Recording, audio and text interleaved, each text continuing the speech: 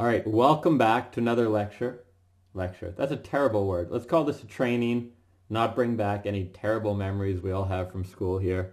I'm guessing if you think outside the box as much as I do, school wasn't always that fun. So, today we're talking about the freedom zone.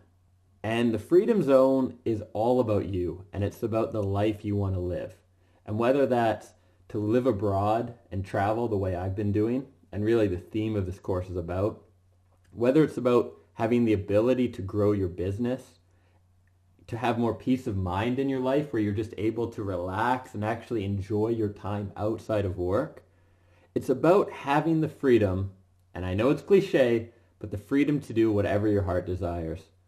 5 years ago, if you'd have asked me why someone would quit a high-paying job to pursue their passion, or why someone would reduce their hours in their business at the cost of their income in order to spend more time with their family, pursue a new hobby, or focus on their health, honestly, I don't know if I would have understood it. Why would someone do that? Why would they sacrifice that money or that potential? What are they going to gain out of this other world? And you ask me that same question today, and it completely makes sense. It's perfectly clear. And I can tell you, after studying the psychology behind happiness and extensively looking at what makes people happy and fulfilled, not only at the end of their lives, but going all the way back to the beginning, I can tell you more money and more things will not make you happy. Why do people pursue things on such a crazy level then? Well, one reason is they're trying to justify the work they're already doing. They're stuck down this rat race, down this path that they can't escape, and so they need to find a justification after the fact so it all makes sense. So what I want you to think about is for you, for your life, what's the point of it all? The photo on the screen here is a photo of myself and my mom in the midst of a 1-month trip we did through Croatia, Bosnia, and Montenegro, a little bit of Italy as well, in the spring of 2013. And this trip was especially meaningful because her distant family comes from Croatia. So we had a chance to revisit the village. I shouldn't say revisit, to visit for the first time the village where my great-grandfather left at 17 to hop on a boat and start a new life. And you'll see some of these videos I filmed during this trip actually later in the course as bonuses. So I want you to think about not only what will make you happy, or probably a better word is satisfied or fulfilled today, but thinking about the future, 30, 40 years from now, when you're looking back, what decisions will you have wished you made? What kind of life is it you'll have wanted to live? I always find that viewpoint gives a much clearer perspective on what I need to do than when I'm just stuck in the day-to-day actions of it all. And the freedom zone is, again, it's about that place you need to be able to then design the life you want that is going to leave you most satisfied and fulfilled at the end of your life. So let's quickly think about what's possible. I'm someone who loves talking about what's possible because it gets me excited. When I think about everything that is an opportunity that is possible for not only myself, but for you and for us as a species, it gets me excited. And within the framework of this course, if you apply the knowledge you're going to take away, you have a world of possibilities that opens up to you. Whether it's wanting to move abroad to one specific country, one place you've always felt at home or some kind of calling to. A weird thing about that is I've met so many people through my travels and my coaching that have always known exactly where they wanted to live, even from a young age.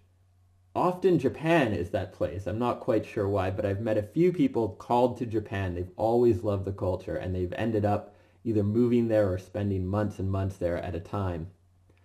I had a client who visited Germany in her early 20s, and now in her 60s had this calling to go back. She said it was the happiest time of her life and the time when she just really connected and loved the people around her. And so her goal was to go back and live again in Germany and experience that all over again.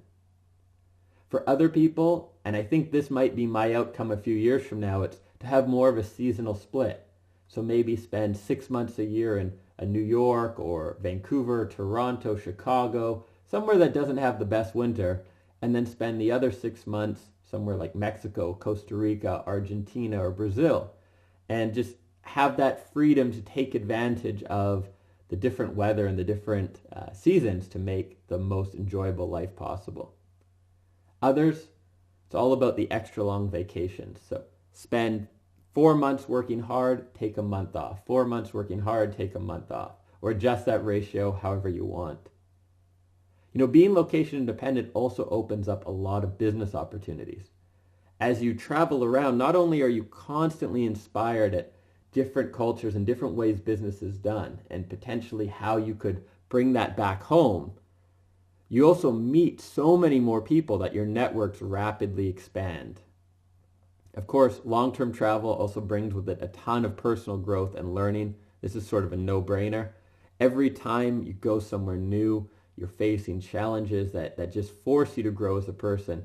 And I find it's a really good way to avoid that stagnation we can often get into when we're doing the same thing over and over and over again. And last, one of my favorite things about living abroad and having this flexibility is the ability to time zone tweak, or hack, if you will, if that's a better word. And what I mean by this is that depending on the kind of life you want to live, you can adjust your time zone. So let's say your business, for the sake of this discussion, is based in North America. So you have to occasionally have meetings in the mornings, 9, 10 a.m.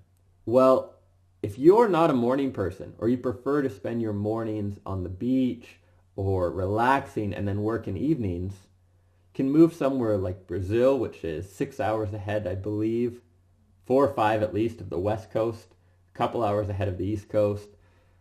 You can move to Europe where you're going to have a 6 to 9 hour advantage in that daily race. So you can get up at 9, go to a cafe, do your reading, enjoy your day, go to the gym, and then settle into work when everyone else is just frantically getting out of bed trying to get started. So I really enjoy that leverage as well of time zones. It's just one more aspect of lifestyle design and creating that life you want based on the person you are and what most appeals to you.